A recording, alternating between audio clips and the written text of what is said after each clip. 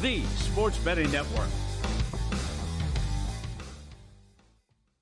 The numbers told the story, they always do.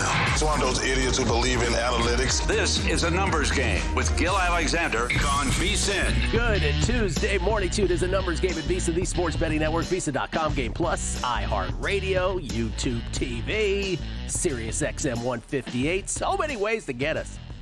You can just choose one of them. You don't have to do all of them. It's Gill Alexander. It's Kelly Bidlin live from Circa. How you doing, man? I'm doing well. It would be cool if you did all of them, though. I would like to time? see, multiple radio, multiple video streams going. That would be interesting. See if it syncs up. Yeah. I'll tell you what doesn't sync up. Have I ever told you that the wonderful police officers of Las Vegas decide to throw up roadblocks as some of us try to get into work? You had quite a scramble drill this morning. God, huh? if you only knew how many laws I've broken getting here on time. Remember when we had a guy who he just had to get to the other side of his apartment to do shows and he couldn't get there on time? You remember that guy? I do. I remember that. Yeah. I remember that. They have no idea. We have a great show. We do. I tend to say that every day, but I mean it every day, and this is no different. Paul Sporer will join us. You know it's baseball coming when Paul Sporer joins us. Maybe his dog will vomit in the background, as has been the case in the past. I don't know. We'll talk MLB divisions with Paul Sporer from Fangraphs. Second hour, Dallin Cuff will join us from ESPN. He's got daddy duty today, so he can talk to us at the same time. Will Hill with all his bets. Drew Dinsick joins us as well from the Deep Dive podcast. And, of course, NBC Sports Bet the Edge. Not only will we talk NBA, maybe we'll try to coax some tennis out of him, possibly. Indian Wells podcast, hopefully with Drew next week. And a special numbers game investigation reveals, Kelly, that the 97th Academy Awards are this weekend. Bum, bum, bum. And Drew might have something to say about that. Yeah, I think he's got a couple bets or a couple he's looking at. Remember, it's not officially the Academy Awards until Ortega shows up on the Which show. will be tomorrow on a numbers game. Oh, tuxedo and Get everything. excited. If he does not have his tuxedo on, do we say go away, come back another segment? That dude ain't wearing a tuxedo, is he? He wore it last year. He did that one time. It was last year. He didn't wear pants, but we don't worry about that. Just the top part. Is that what he did? Yeah, I don't think he wore pants. I was gonna say I can't imagine getting dressed in a tux just to do this guest spot. But you know what? You lose the pants. It's okay. Were you involved in the T-Wolves final 16 points of the game of regulation comeback yesterday, and then they beat the Thunder in overtime? I was on the over a little bit. Yes, I was on the over, but yeah, that game was crazy. Carl Sack had the over in that game as well. Yes, he did. Yes. Were you involved in it, or was Carl Sack involved in it? I had a small piece beforehand, and then I added extra when I saw him. Yeah, that was pretty impressive. Jokic messed around, and the Nuggets went over the Pacers with 18, 19, and 9. They gave him 20. That's 19 assists, by the way. He had 20 assists at one point. They took one away from him.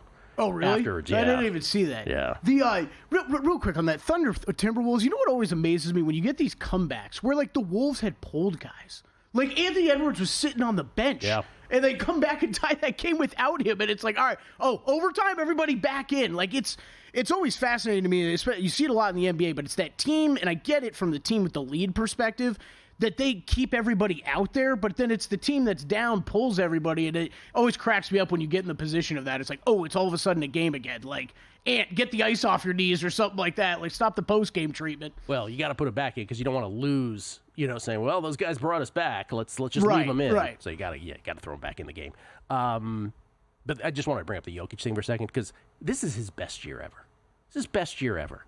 And he's totally not winning MVP, huh? I mean, I think he's still live. I think he's still. Gil, this is going to be the toughest thing for me and you to talk about for the next couple months because I think these cases are so. It's Jokic's best year. It is. Is that not enough to just give him the MVP award? Of course it is, but it's also when you look for years of great cases, like SGA has an amazing case to win the MVP too. I wouldn't want to be a voter in this. No, not in that particular category. Yeah. Are we still fighting about most improved, though? I've got Norm Powell, and you've got everybody else? Yeah. Okay. Yeah. Hey, I'm hoping Norm just misses a couple more games so I can get some plus money and get in on him, and then we can all be okay. It'll be amazing to me. If Powell wins this, I have him at 18-1. All of my near misses in the last year and a half or so, if that's the one that ends up getting home. Of all things, randomly, I'm watching Norm Powell go crazy on the Dubs one night. And I'm like, I think I should bet this guy. Yeah, Cade's down to minus 145 now. Flip of favorites here. Norm's at plus 135. If you haven't caught it, Norman Powell has missed 3 straight games out of the All-Star break, which is a little concerning. They're calling it with but when he played, he scored 41. I know, and there's nothing we saw that would indicate any of this was coming, so it's a little odd. Who knows how much is moving this? Who knows what kinds of bets are actually moving this market? Probably very little. Okay, just to give you because we got a bunch of guests, so I just want to get out, sort of vomit out, if you will, what I was doing yesterday. And this is with baseball approaching. The beauty of baseball still, and I know we're relative about a month away still, is that there are so many different bets you can make that it almost, remember last year, the only way I discovered the monthly bets, the most wins March, April, was because I basically took a day right before the season started, and I was like, let me just look at everything baseball. And there's hundreds of different markets you can bet into. And so yesterday I talked about, the tried and true MLB season wins play. Yesterday I mentioned that my number one is the under on the Cleveland Guardians. I wasn't happy with myself because we ran out of time, and I was talking about how the bullpen bailed them out all last year, and I failed to mention, and of course I was going to mention it today, and then Legasa throws it out on Twitter yesterday. I'm like, I forgot. but one of the buttressing points of that was that the Guardians in 1-run games last year, 26-19, and extra inning games 10-3. So again, that's what we're looking for with the Guardians is what was sustainable from last year, what is not. I tend to believe that not much is. Adam Burke will be on with us on Thursday to tell me why I'm wrong about his Cleveland Guardians. How about that for a tease? Okay. Did you know that Adam Burke was coming on Thursday? I had absolutely no idea. Adam Burke told me he was coming on Thursday. So Adam Burke told you? Yeah. So I guess someone's got to check in with Adam Burke. The guests are now telling me when they're coming on the show, and they're bypassing Kelly. I'm sitting here. I'm like, well, I guess this is Gill telling me he had a conversation with Adam. Yeah, Adam told me he's coming on. I figured you talked to him. I have him on my list, so okay. So under on the Cleveland Guardians, I gave a whole bunch of reasons in my methodology how I got there yesterday on the show. Just a few other things that I was looking at yesterday, and I have not pulled the trigger on these. However, but just wanted to sort of let you know what I was looking at. Stevie Fezzik loves this first one. He does a bunch of top and bottom stuff with the Dodgers and the White Sox. The one of his that I like the best is White Sox longest losing streak over 8.5 games at minus 130. I think Stevie got it at minus 120. White Sox, as you know, projected to be one of the worst, if not the worst team in Major League Baseball. Last year, they had losing streak. Now, last year, they lost 120 games, right? Was it 120 or 121? 121 games last year. They were 41 and 121. They had losing streaks last year of 14, 21, and 12.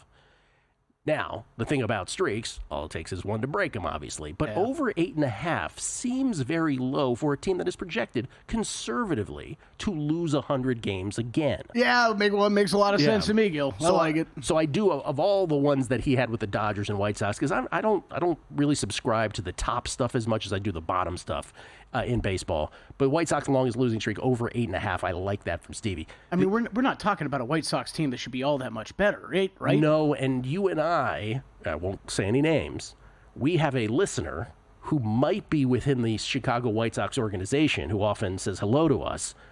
And let's just say he's not very bullish about things either. Is that fair? Yeah, the last couple conversations, that's for sure. Yeah. Now, here's one I have not. Again, I didn't bet the White Sox longest losing streak. I didn't bet this one yet either, but I think I will. This is most regular season hits. Jung-Hoo Lee of the San Francisco Giants, who only played, he only had like 140-plus at-bats last year. Then he hurt his shoulder in the outfield. I was watching when it happened. It was ugly. But he ended up, missing most of the season. He slots right back into center field, right into the leadoff slot for the Giants. Giants may not be very good, but he is a slap hitter that is really capable of getting on base. And if you give him a full season, 30-1 for most regular season hits. I'm not saying he should be favored. I'm not. Luis Arias should be favored, and he is. Bobby Witt is right there, and he should be. Because Bobby Witt gets in stretches where you're like, is this guy ever not going to get a hit? Yeah, he bat like 500 last July. Oh, it's unbelievable. But Jung-Hoo Lee should not be 30-1.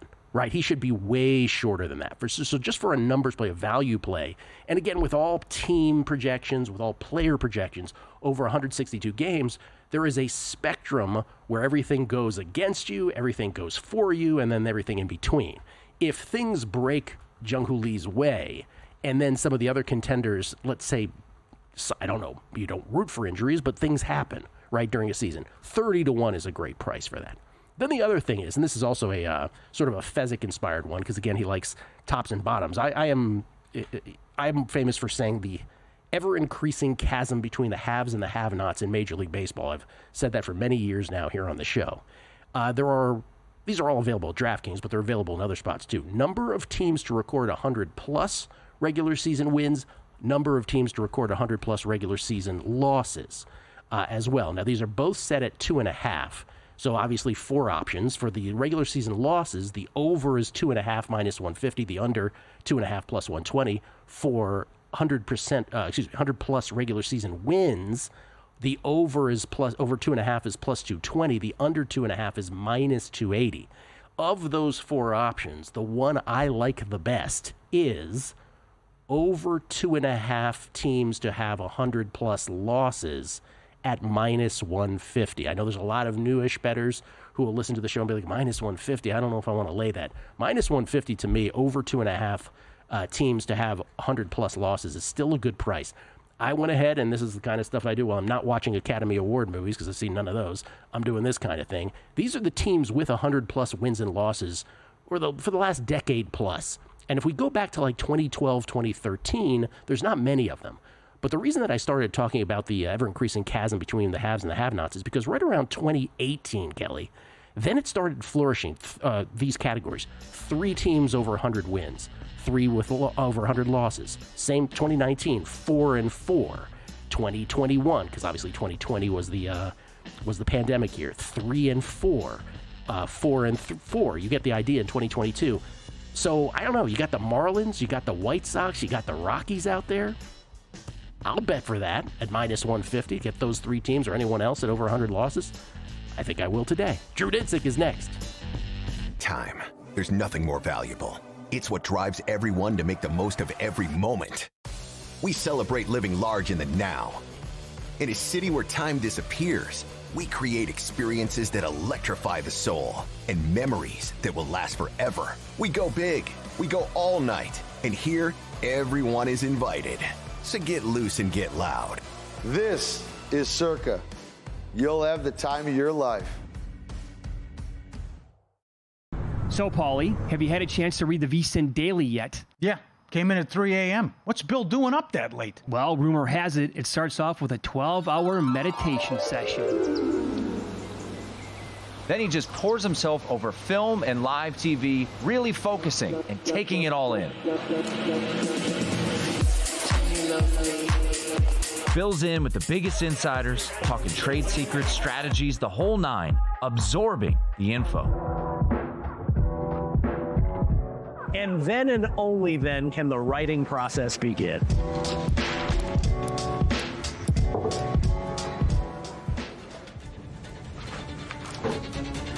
In Las Vegas, Bill's late night becomes your early morning. Wake up to the very latest betting insights in your inbox with the VSiN Daily. Sign up for free at vsin.com/newsletter. On the next Follow the Money, good college basketball card, and Luka goes against the Mavs. Plus, we'll talk to Jeff Seeley on golf, Derek Stevens, the owner of Circa, with a huge announcement, and Sean Farnham to talk college hoops from ESPN. Follow the Money weekdays, 4 to 7 Eastern on VSiN, the Sports Betting Network, and Sirius XM, Channel 158.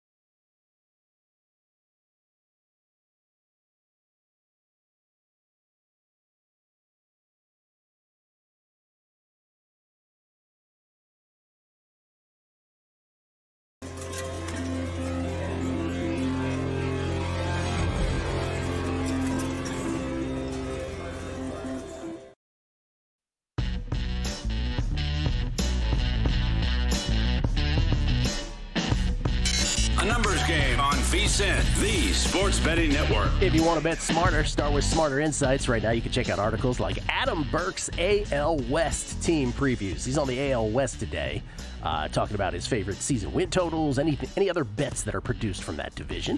Greg Peterson's best bets in college basketball. Nigel Seeley with his Premier League picks. And later today, you can check out Zach Cohen's best bets in the NBA, Jonathan Davis's best bets in the NHL, and Josh Applebaum's CBB. That's college basketball for those who are cool. His sharp report on college hoops. To get access to all the articles on VSiN.com, right now you can sign up for as little as $9.99. Just head to VSiN.com/subscribe to sign up today. It's Gill Alexander. It's Kelly Bidlin. It's a numbers game right here at VSiN. This gentleman co-hosts not one, but two, count them, two podcasts. The Deep Dive, which he does with his buddy Andy Molitor, who I was thrilled to sort of hang out on Captain Jack's Super Bowl Saturday night stream. And also NBC Sports Bet the Edge, which he does with Jay Croucher. It's our buddy Drew Dinsick. You can follow him on Twitter at whale_capper, courtesy of the Progressive Guest Line. How you doing, Drew? Oh, I'm doing well. It's great to see you again. I hope all is well in a numbers game world. And yeah, the as they say, it never sleeps. We have tennis ongoing right now.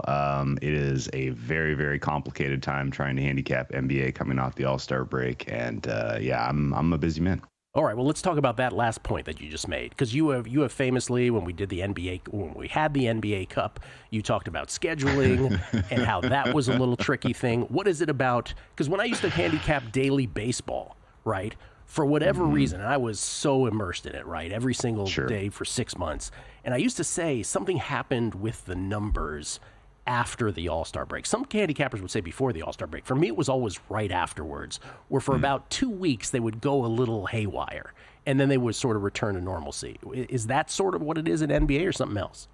Well, certainly that, but it's more of the NBA Cup and the All-Star break do two terrible things to me, which is, most of my regular season grind box NBA betting day by day is literally just laying the, quantitative layer of, fatigue factor on top of what fair ratings are for teams and players from a bottom-up standpoint. And when you get a sustained period of rest, that has the effect of resetting any type of relative advantage, disadvantage when it comes to fatigue. So for me, it all of a sudden is like, the small things that kind of really help you understand why there was an over-under performance in a given handicap, why the market was especially hot or cold on a given team. All of that just is completely gone. So yes, to kind of, when you see the board, it is a lot more of like, man, why is that happening? Who is betting that team? Like, what in what world? Like, hey, good example. Like, somebody put their hard-earned money on the Philadelphia 76ers yesterday and said, this team is finally going to get it right now that Joel Embiid is going for scans on his knee. And by the way, if you're not paying attention, the Sixers have been telling you for like 2 weeks now that he's going to eventually have surgery and they're going to shut him down. Like, I don't know who thinks that the Sixers are going to all of a sudden just sharpen into focus and really make a push for a plan. Like, it's not happening. I'm sorry, guys. But somebody went hard against the Celtics. Both of the games out of the break for some reason. And it's like, I can't explain some of these things. And so, number one, you see the market make aggressive moves that don't make sense to you, don't make sense to your numbers, and you're like scratching your head. Well, I don't understand why. And then otherwise, the kind of softer stuff that gets, layered into the mix is no longer effective. And I guess the key example for the rest thing is like, it's not a mystery when a team is on a back-to-back. I know you may hear somebody say like, well, I'm betting against them because second of a back-to-back, or this is their 3rd and 4. Well, guess what? Everyone on earth knows that. Like, that's they say it just like that too, Drew. Just like that. It's not a surprise, guys. It's not. But what is a surprise is sometimes a team will have a longer tail rest disadvantage while being the beneficiaries of facing a team on a back-to-back. And so sometimes there are times where there's an overbet or just in general, a correction that's not reflecting sort of the longer tail of things that I especially love to key on. So can I just interrupt with it's going to take me another week to get there. Let me just sort of ask one follow up to that: is Sure. that as reliable as it always has been? Like, is that still a go to? Like the stuff you do with rest, is Sure. that? I mean, is that a just basic handicapping thing that never, obviously fails you sometimes, but is it still a tried and true thing that you can count on? The month of, I would say January 1st to the All-Star break, fatigue factor was the answer key. Makes sense that would be the stretch. It was crazy, and the answer key, because it has a double-edged sword, right? If you know why something happened on one night, then you're not over adjusting to that outcome as you're kind of making, your numbers for the next set of games, right? And so if you're like, yeah, I mean, we kind of expected this team was going to fall apart in the fourth quarter, then you're not like, so basically it just helps you from both being unprepared for a surprise and then over adjusting to that outcome. And so it was very, very useful for the month of January and February, but that's because the NBA Cup made the schedule compressed. So it was more chaotic than ever. I will tell you that the NBA numbers, sides in particular, they are very, very tightly adjusted to back-to-backs and 3 and 4s. Like that, like the openers reflect it. And so sometimes, there will be, an edge because there is a 3 and 4 and it's a team that's cold and everybody wants to bet against them. And then it's already adjusted correctly. And then it goes too far and there'll be value on the other side. I see that pretty commonly. So but yeah, the longer tail stuff it was still very, very valuable for me. Because there's going to be some people listening. It occurs to me a percentage of the audience are like, what do you mean by longer tail? Can you define that for them? Okay. NBA player fatigue is not a 2 or 3 day problem. It's like a 2-week problem. And so understanding specifically how much players are playing, how much what is their usage, how is that different from the way that, normal usage is, and really just, given your last 7 games, what's your median rest over those last 7 games? So last 7, last 6, 5, 4, and you want you care more about recency. Obviously, if a team goes double overtime, the night before a back-to-back, then everything kind of goes completely out the window. But like there's usually sometimes way overcorrection in those spots because the coach is not going to just use his normal rotation the night after they go 2 overtimes on a back-to-back. So a lot of times some fresher legs are getting some run. But no, in general, the idea is you look further into the past to understand, what is the cumulative fatigue that is building up, particularly on the key players and their usage. Usage matters, minutes matter, obviously. If your defensive role matters, right? If you're a helper versus if you're a point of attack defender, right? Then the minutes you spend on the floor playing defense are different. They matter. Your impacts on your body are different. If you are a big and you are a rim runner, and you're a little bit on the heavier side, the minutes you spend on the floor are going to affect you more differently. So there's a little art to this as well, is what you're saying. Oh, of course, yes. I'm just curious, and Kelly wants to jump in here too, but I'm also curious. Sure. None of us are old enough to know this, but I wonder if like handicappers in 1985, right, when MJ was playing 82 games and all these guys, the load management was not a phrase. I wonder if this was even a thing. Maybe it was, maybe it wasn't. I don't know. It's curious how this has become a thing. Yeah. I mean, I think like a ton of it now is, I think, is actually gamesmanship of understanding which teams and which organizations are using sort of a more advanced medical science approach to managing load for players, right? Like there's pretty clear signature when I look at things where I'm like, wow, these guys are doing something right, because every single time they should be at the mercy of fatigue, they're not. And you look at the rotations, you look at the usages, and they're like, wow, they came up with a game plan tonight to really put the ball in different players' hands, to run offense for different players who aren't typically featured. And in that regard, they kind of completely avoided some of the pitfalls of, fatigue, and or like, they just rotate, give guys rest in certain spots. Give guys rest kind of more calculated in terms of like, well, he's got a niggling injury. We're going to give him a couple of days off. And it just so happens that like, oh, this guy really needed it. You can see it in the data, in the numbers. Are you willing to share a team that does that better than most? OKC is the kind of the quintessential example. Like OKC, and again, like not great to glow about OKC after they just fell apart to the tune of the most aggressive collapse I've seen in the NBA this year by far.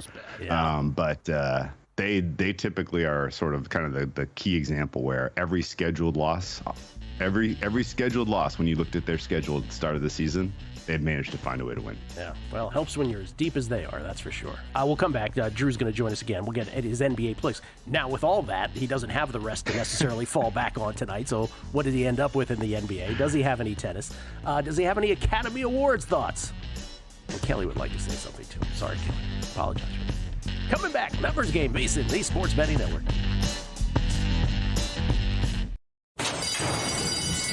And they're off.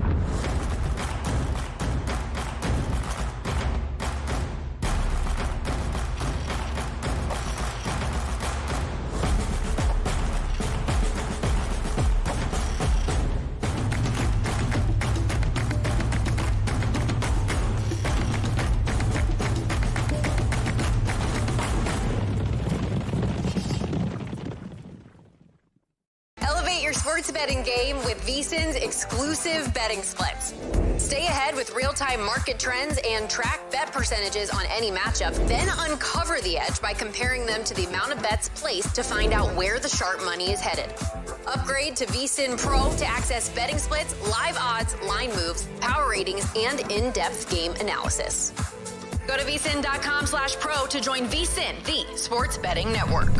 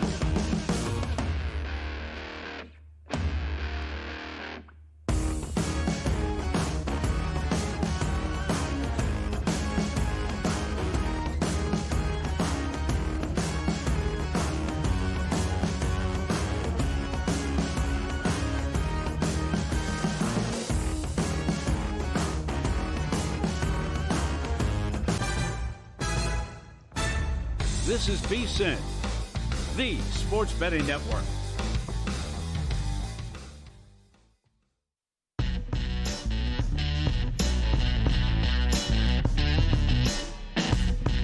A numbers game on VSiN, the sports betting network. Edge Boost is the first ever bank account built for bettors, ensuring all gambling transactions are approved. No usage fees, no minimums. Earn cashback rewards, 100% approval for all betting deposits. Sign up today at edgeboost.bet with promo code ANG. Kelly Midland.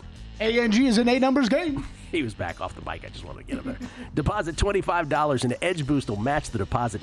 That's edgeboost.bet. Use promo code ANG. I wanted to go back because we were rushed on the baseball thing, but I was just talking about how of the 100-plus wins, 100-plus losses, over-unders, how of all those four options, the one I like the best is over 2.5, minus 150 on on teams to lose, on more than 2.5 teams to lose 100-plus games. So over 2.5 teams to lose 100-plus regular season games is at minus 150. And I cited the Marlins and the White Sox and the Rockies as the perhaps the biggest candidates for that. Again, just go back all the way a decade in the past. So you see, like these are the teams that have lost or won 100-plus in those years. 2013, you only had 2 teams with 100-plus losses, Marlins and Astros. 2014, nobody, wins or losses. 2015, you only had 1 team that won 100 games, and that was the Cardinals at exactly 100. Nobody lost 100. 2016, you'll see it's 1 team win, 1 team loss in terms of those 2 categories. 2017, it was 3 teams that were above the 100 win threshold, none losses. And then 2018 is when it went crazy in baseball, right? It just became the rich and the poor. And it was reflected in these markets. 3 teams went over 100 wins. 3 teams went over 100 losses. 2019, it got even worse, right? 4 teams over 100 wins. 4 teams over 100 losses. 2021, because obviously the pandemic year, they only played 60 regular season games. 2021, it was 3 to the over, 4 to the over 100 on losses. You see 2022, it was 4-4. 2023, it was 3-4. And then last year, interestingly, no team got over the 100-win threshold. Dodgers got closest, but no team got to 100. But we did have 3 teams with losses. So basically for a decade, not quite a decade, but almost a decade, we have always had 3 teams lose 100 games. That is interesting to see how much that spiked here in recent years. And look at the numbers also, not only the spike, but the numbers have crept upward. Right, yep. So it used to be, they barely got to 100. Now it's like 111, 121 on the downside, that kind of thing. Anyway, back to Drew Dinsick here from the Deep Dive Podcast, and of course, NBC Sports Bet the Edge. You can follow him on Twitter at whale_capper, courtesy of the Progressive Guest Line. Okay, so with the All-Star break just really, recent here, just this past weekend, rest is not really a thing. So where did you end up with your plays tonight? Yeah, so it makes it tougher, obviously, but a good example of sort of a head-scratching move. The Magic have fixed things, and yet the opener for Cavs Magic I thought was dead on the number at 5.5. It has been bet out to 7.5, so I guess I am on the Magic tonight. That is a very, very tough one to explain, and just in general, still no Suggs back for the Magic. The Magic are still not a very good team, but the idea that you need to be rating them based on some of the data that we had in their last 15 games doesn't really match what we're seeing performance-wise. So I think the Magic are going to be pretty competitive in that contest. And then in the Lakers-Mavericks game, I laid the 8.5 on the open there. The Mavericks' ability to defend the rim against the Warriors was appalling. It was one of the most pathetic attempts and performances I've seen all season on Sunday. And I don't think I don't know how you face a team with 2 very smart playmakers and fix that problem on a dime until the bigs get back for the Mavericks. They are effectively a turnstile at the rim. So Lakers may not be able to, do much in the playoffs with the way that defense is constructed, but I certainly think that they have enough firepower to get a clean win against the Mavericks here. That game's going to be fun tonight. No, there's no bigs on either side. It's just going to be everybody attacking the rim. Go ahead. Layup line. I'm sure ESPN won't hype up this first Luka versus the Mavericks game back. Tennis. Next week, starting at the end of next week, we'll have the draw for tennis's de facto 5th major, Indian Wells. I am going for a weekend draw. I'm so pumped. Yes. Looking forward to that. And hopefully you and I can do a podcast. We'll try to see if our schedules work on this for next week. Let's find out off air. Oh, I'm going to be skiing in Jackson Hole next week. Remember you did the one where you came off the slopes and did it that one time? That was fun. I do, yeah. All right, so we'll see. We'll see if we can work it out. But there's 5 tournaments going on right now. One's on clay on the men's side. The others are all hard courts. Do you have anything today? I guess, no, I don't, but I'd like to talk to you a little bit about state of women's tennis. Oh, please, yes. Is anyone good? The sort of meaningful step backwards of the top 3 is amazing. Notable. Yeah. Notable. Coco can't win a match. The Coco problem is pretty obvious when you're watching. She's like very in her own head. Like one small mistake and she's like immediately just down. Can't do it. Can't win. Like it is wild. I thought this was years in her rearview mirror that she had kind of gotten past that sort of thing. So I do not know what's going on there, but she's losing in straight sets to women who she should be having no issues with, and that is a very, very weird red flag. Sabalenka, I guess, is maybe the most excuse worthy, just because she's world number 1. She's in the slam hunting game. Is she really, trying to, fire extra bullets against some of these kind of tournaments where she maybe is just there to pick up a check? Tough to say, but still losses that are a little inexcusable to the likes of the Alexandrovas of the world. Here comes the tough one. And then Iga. The Doha loss to Penko was it was predictable, but it wasn't, when Iga won her quarterfinal against Emma Navarro at the Australian Open, her quality of play, her level of play was so good. Mm-hmm. I almost texted you calendar slam ? It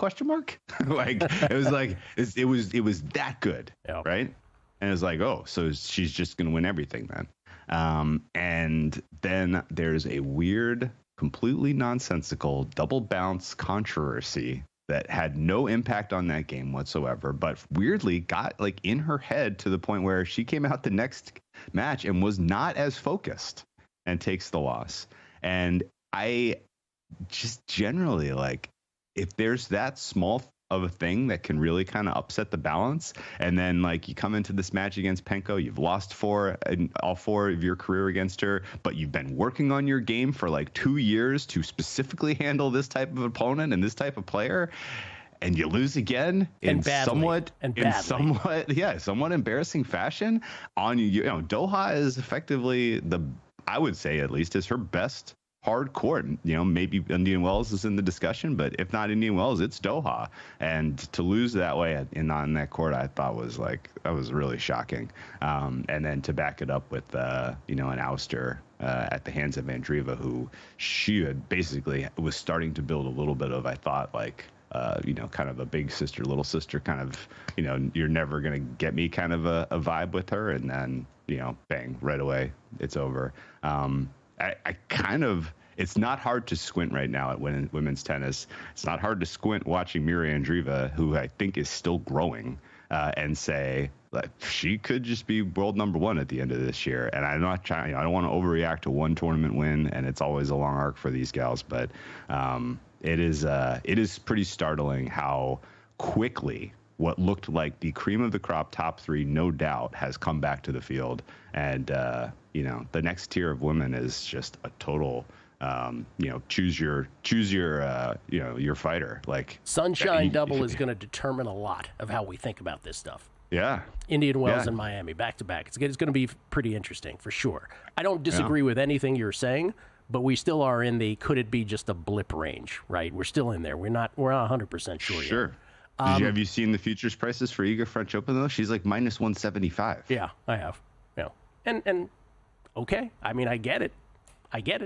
But you're right. If a mental thing is a mental thing, you can't handicap it, right? But based on clay performance, She was that when she won last year, right after the tournament. So it's been that for like almost a calendar year now, minus 175, just sitting there. Real quick before we go, 30 seconds. Academy Awards. Is there a bet to be made? I've made a bunch of bets. I've laid a bunch of juice, and I feel pretty terrible about it. So we can talk about it. When Honora won the Directors and Producers Guild Awards back-to-back, I thought that was a pretty clear slam dunk that it should be a minus 800 Best Picture winner. So I laid all the minus 215, all the minus 230 I could find. Conclave feels like it's knocking on the door now after the SAG win, so I'm going to be sweating until I hear Honora called. And then in the Best Actress, I have laid all of the prices with Demi Moore. The Demisance, I think, is going to be the ultimate story of the night. And, there's cases to be made that that's a bad bet. But I think the SAG win for her was clutch in terms of clinching this thing. I like that, the Demisance. From General Hospital to maybe an Academy Award for Best Actress. Unbelievable. Drew she had hopes Landman so. this year, too. She's everywhere, man. Yeah. Good luck. I know laying those prices is not fun. Thank you, Drew. Appreciate it. NFL talk on the other side. Next. Got a good thing coming. Just wait and see. It's a good.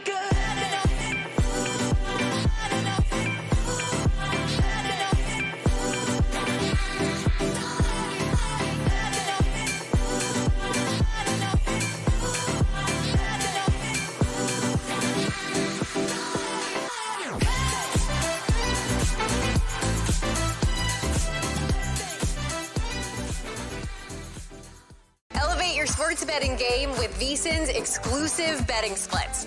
Stay ahead with real-time market trends and track bet percentages on any matchup, then uncover the edge by comparing them to the amount of bets placed to find out where the sharp money is headed. Upgrade to VSiN Pro to access betting splits, live odds, line moves, power ratings, and in-depth game analysis. Go to vsin.com/pro to join VSiN, the sports betting network.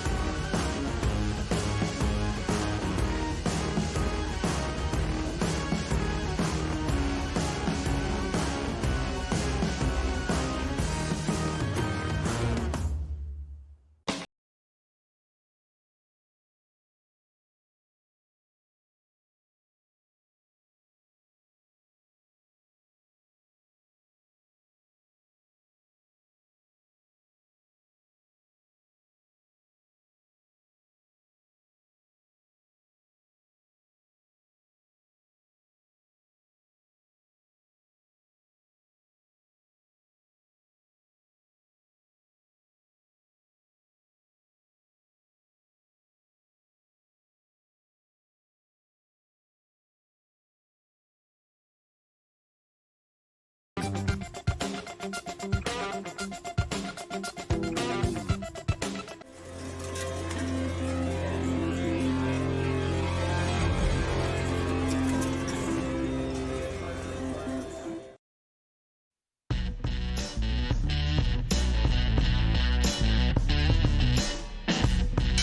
numbers game on VSiN, the sports betting network. Take your betting to a whole nother level with First Bet.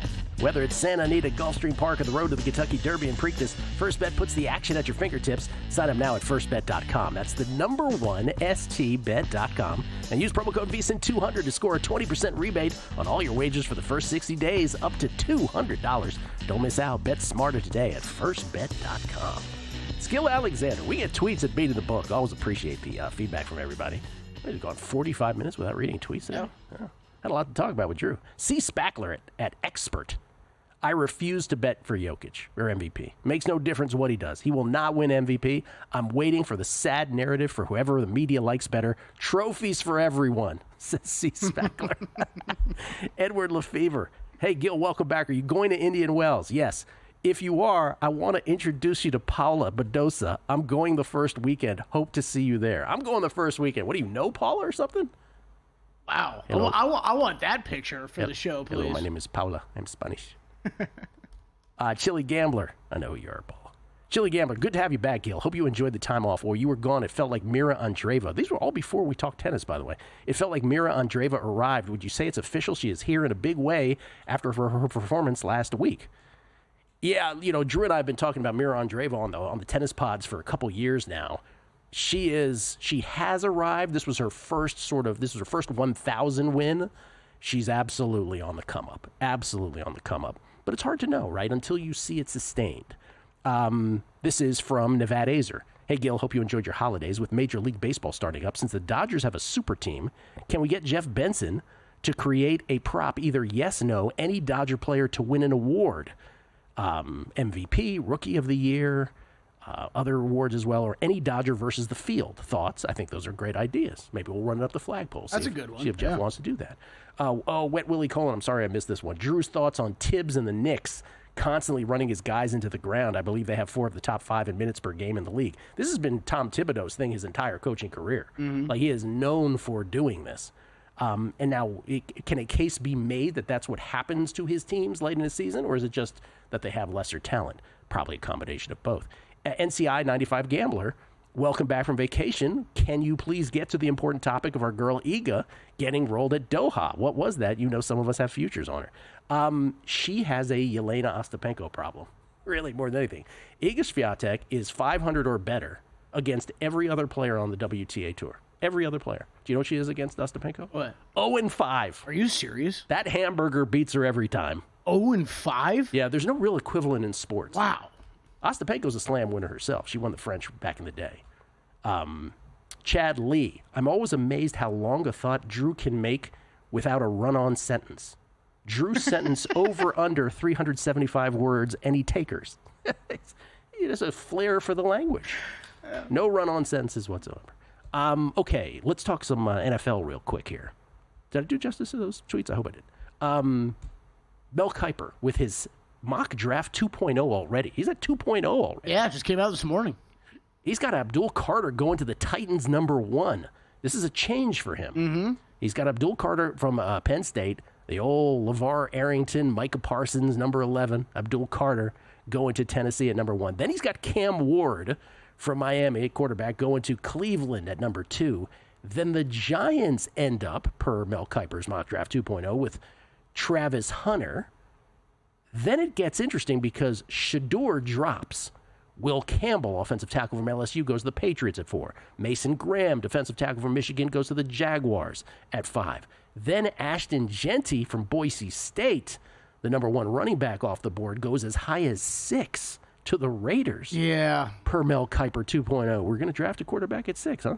I was running back. Yeah, I was thinking the same thing when I was typing this up. Here's the thing about Genty, and I had a bet on him to win the Heisman. I love Ashton Genty. I've never thought this guy's going to be an unbelievable pro player. The other part of it, Gill, is just like it's not the. I know everybody wants to talk about like what we saw from running backs last year and how much they changed teams. Like Saquon, Derrick Henry, right? How important the running back is all of a sudden again. And I think those are all true, but those are all very specific examples. And I'm still concerned about that at the top of a draft where these teams need so much, right? Like the Raiders need so much. They're not a running back away from being a championship team. Now, remember, we talked about baseball about the chasm between the haves and the have-nots as years have gone by. Remember, those top 6 picks that we were just talking about in his mock draft are all 3-14 or 4-13 teams. Right. Like the NFL bottom is thick because the first 5-12 team to draft is at 7, and Kuiper does, the Jets taking Shedeur Sanders at 7. Okay. Which begs, then you see the rest there, Walker, Warren, and Simmons rounding out the top 10 to the Panthers, Saints, and Bears. But that begs the question, if I just seize on the number 7 play, we could talk about this again. But number 7 means, okay, Aaron Rodgers done in New York. What is Aaron Rodgers' next team? Do we have odds for that? Yes, we do. By the way, are you surprised by the Matt Stafford thing in L.A.? I'm shocked. You and I were talking a little bit about it after the show yesterday. I just don't. Kind of where did this come from? Like, they must be...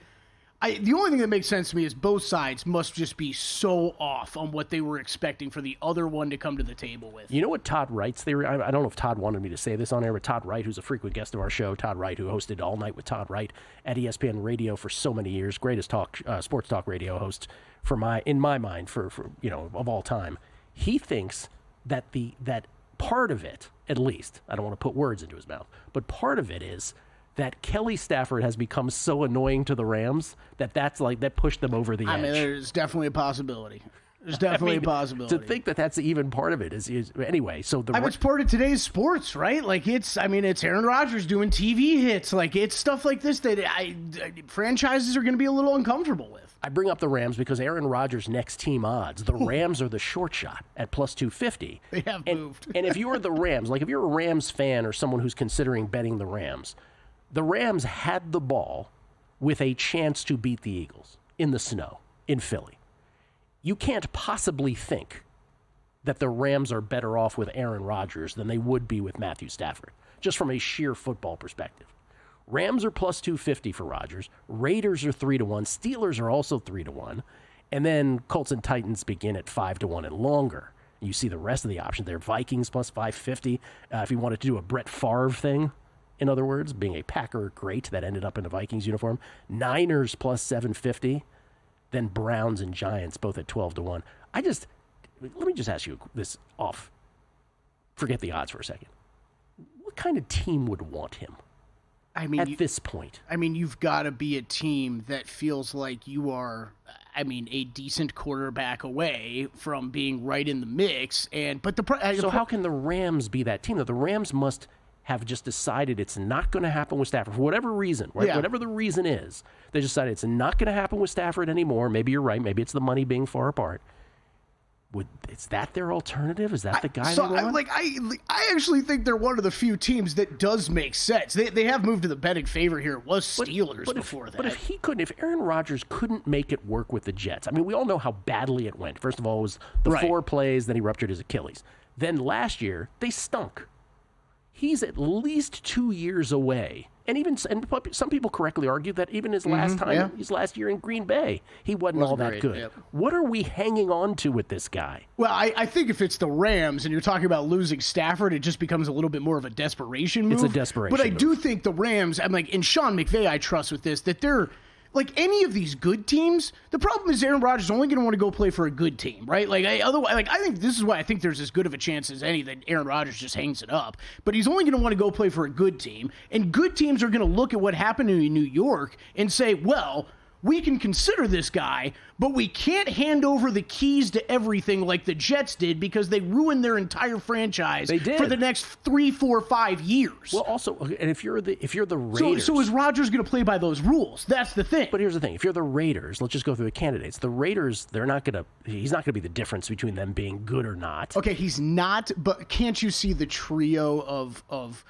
Pete Carroll, Tom Brady, and Aaron Rodgers being like, "Let's run it back, old guys. We can get this done." So stupid. And then the Steelers, right? Just talking about the top 3 candidates. The Steelers. I mean, Russell Wilson ended up being kind of great. Is there that big of a difference between Russ and Rodgers? No. And you know what I saw out of Russ last year, Gill? Is a guy that came in and realized he had to compete for a job and got a little bit better. Is Aaron Rodgers' attitude going to work with Mike Tomlin and the Steelers? By the way, I don't know if Russell Wilson's performance last year is sustainable to next year. I don't know. But that's the production you're replacing. And I don't know that, I just don't, the fixation on this. Just hang it up, dude. But I don't think he doesn't have the ego to hang it up. I know. I don't think so either. There are some interesting teams on here just because I think you can cross off a bunch. Like the Titans. The Titans. What? Aren't they? No. They're drafting a quarterback, and Aaron Rodgers doesn't want to go there. So, that's a parlay of no's.